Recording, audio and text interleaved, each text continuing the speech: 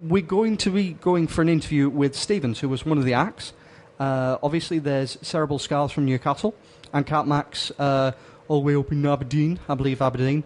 Harley Likes Music from Sheffield, Edward Shallow, Sycamore Drive, Theremin Hero, Wolves That Bite, and Nordluff, who is very, very cool. Where did he come from? It was, I think it was Norway. Europe somewhere. Some European country. He was wearing the strange costume. He had a full balaclava with loads of strange dreadlocks attached to it. And the same glasses my dad had in the 1990s. Seriously, I'm not even joking. And obviously there's Are you sure it Theremin wasn't Hero. your dad in disguise? He may have been my dad with dreadlocks and a European accent, but maybe not. So yes, we're going to be playing some Stevens, and then we're going to come back with Stevens on the phone. We now have Stevens watching the sun fall, and we're going to come back with the answers as well. Hit us up on hashtag The Geek Show. Well, what was the question again before we go in? The question was tweet The Geek Show, The Geek Show, hashtag The Geek Show, and the name of the venue for Ultrachip 2011.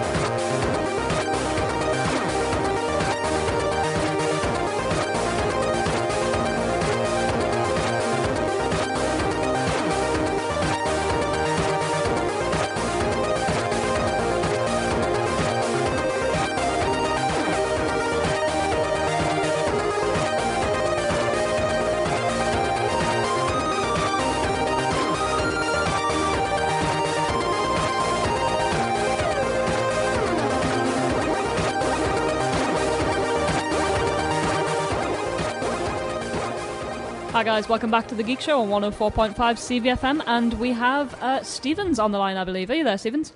Hello. Hello. Hello. Hey, how you doing? Stevens is without an internet connection at the moment, so we've got Critical Strike, who did the open mic with us, Rob won, myself, Phil, last night, and Becca on the Geek Show. How are you doing? Great. I'm good, thanks. Yeah, great. Cool. Yeah. So you caught the last end of your own song there. What's that like? It's funny, I don't think any of my stuff's been played on radio like that. I had something played on Belgian radio, which is pretty weird. But I've never had people... It's cool. We listen to Belgian jazz. Oh, wicked. That sounds pretty cool. No, we don't. It's late night What with Belgian jazz would you recommend? Phil's Belgian jazz. It's the one he does on a weekend when he's by himself and he's feeling lonely. Yes. Oh, well, okay. So, yes, so give us a rundown. Who you are, what you do, and how you make the music. Well, my real name is Gus Lobban, but I decided to call myself Steve after a running in-joke at school involving some Tipex and a geography room table. This sounds like a story we want to hear. Yeah, actually. This is quite curious now. Well, from what I remember, all that really happened was that... Was it that bad? I ended up kind of being told to sit at this table for throwing paper at other students, and the name Tipex onto the desk from years ago. Some clever kid decided to Tipex his name, Steve, into the desk, and so some other clever student said, "Hey, you're Steve because you're sitting at the table which has Steve on it." And then when I started making music, it was more of a kind of joke thing. Like I had a MySpace, like, oh, look what I'm doing. And then I started getting more heavily into cheap music and making, electronic stuff with synthesizers influenced by Warp records and all that stuff. And, and then it just kind of ran away with itself, and I couldn't really change my name at that point, so, yeah. We've just been listening to Watching the Sun Fall. Yep. What's your inspirations with that song? What did you make it with, and is there a story to go with it? Oh, that's a good question, actually. When I made that, I was really kind of into LSDJ, and most of the, Game Boy sounds you can hear on that were made with LSDJ, which I'm not sure if it's been discussed on this show or previous show, but it's very popular, the Game Boy track, and I like using it. I don't know if this sounds pretentious, but I like using it more as a kind of synthesizer because I'm really used to using Logic or whatever, and I love the Game Boy sounds as well, but I don't want to rely on just a kind of VST, so I'll track the bits that I want to have in my songs in LSDJ, then record them into Logic and play around with them in there, and also I can do things like echo and delay and reverb and whatever. And even though it's not really a purist approach to cheap music, and I admit that in some ways it quite defeats the point of using like a sound chip to get the most out of your limitations, I have to admit that I really love video games and video game music, so that's where the impetus for that kind of music came from. And I was listening a lot to kind of more kind of jazzy, demo scene-y stuff with those like minor seventh chords and stuff when I made that, and that's kind of the influence with that electro-funk sound and some of those like syncopated bass lines and all that sort of thing. And that's more or less where it came from. And I'd also recently bought a Casio VL-Tone. All right, yeah. And there's a solo near the end of that where I kind of have a bit of a jam on this really detuned VL-Tone, which I hadn't tuned up yet, which is kind of funny. And I don't think there's much of a kind of... I'd like to think there's some kind of emotional story to go with it, but I think I just called it Watching the Sun Fall because I was finishing the track at sundown, so that's what it became known as. That's very cool. So, Ultrachip for yourself, how did you get involved and what was it like for you? Well, it's a funny story, actually, because the first year of Ultrachip, I was kind of down to play initially because me and I think some other artists like Jellicoe were kind of part of this vague plan for a Calm Down Kidder tour around the UK, Ultrachip in Edinburgh being one of the events that it would cover. But it kind of, I'm not really sure what happened with the tour. There was kind of a general mix-up, but what ended up happening was I think some of the artists went and played, and I couldn't really afford it, and I ended up not playing, basically. And then, a year went by doing various music projects, and, I was glad to hear that Ultrachip was being redone for the second year. And immediately I got in touch with Michael, comptroller, the guy who runs it, and asked to play because I'd heard that it was a really successful night and that, Graham Angelica had gone down really well, and it was just a massive thing for UK chip music. And, and I was really excited about going up, actually, with the Edinburgh Festival going on, and I have to say that it was just the most incredible vibe of any chip music gig I've played ever, anywhere. It was a really, really, really fun night, for sure. Well, 2 nights, in fact, but yeah. It was brilliant. It was really good fun. Who was your favourite act of the weekend that you saw? Ooh, that's a really good question. I think my favourite musician might have to be Gasman. I'm a big fan of all the demo scene stuff anyway, and seeing those tunes being played through a massive PA with a ZX Spectrum connected up is immensely satisfying. And it was even better when he broke out the vocoder to do, that Madonna cover. He did a cover of Hung Up, which was really, really great. I'm just trying to think which live performances really impressed me. DS Den Dominator's always good. I'd seen him before in Holland, actually, but he really rocked, actually. He did a particularly good show. And, I think those the thing is, I don't want to, not mention anyone, because I don't remember any sets, being bad. All the sets I saw were wow, this is really promising kind of future for UK chip music. I remember seeing Holly Likes Music and thinking, this guy really rocks the DS. He did the cover of, that Kid Cudi one, the Day and Night. Yeah. And that just completely rocked the house down. I was really, really impressed. People are coming from all over with all different kinds of platforms. And, it confirms the UK scene in my mind as being really kind of more interesting than we give ourselves credit for. I think there's a lot of, not a bit of negativity maybe in the sense that it's difficult to find venues or whatever, but I think we have a very, very solid thing. It was really, really, it was heartening for sure. Excellent.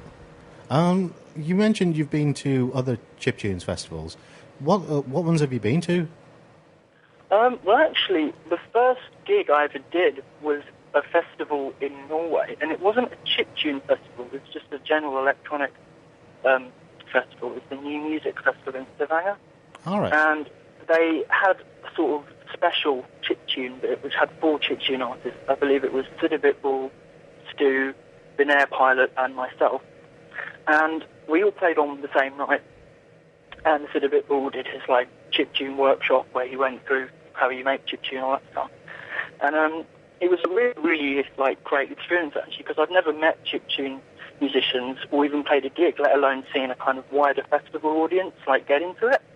And I think I get the impression that Scandinavia is quite open-minded to that sort of thing to a degree. I don't know if that's just kind of an assumption, but I got the impression that they definitely felt like that. It is the home of black metal and stuff like that, isn't it? But it's really weird actually. You walk into their equivalent of HMV, and they're Metallica albums. Over here where you get Lily Allen albums or something.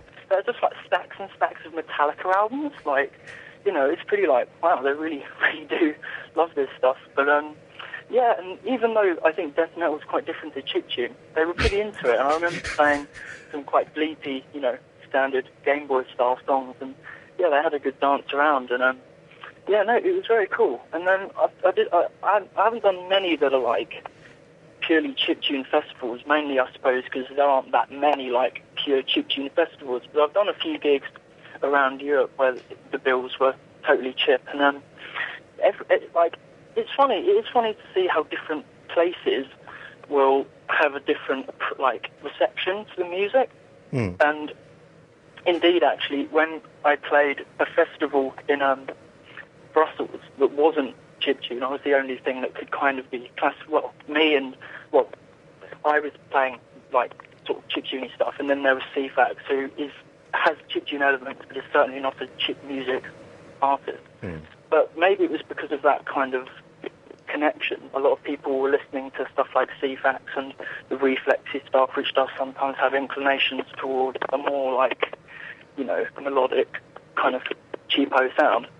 There's that people really, really, really went quite crazy, actually. I don't know if it was the Belgian drugs or the Belgian jazz or whatever, but people were really going pretty nuts for over there.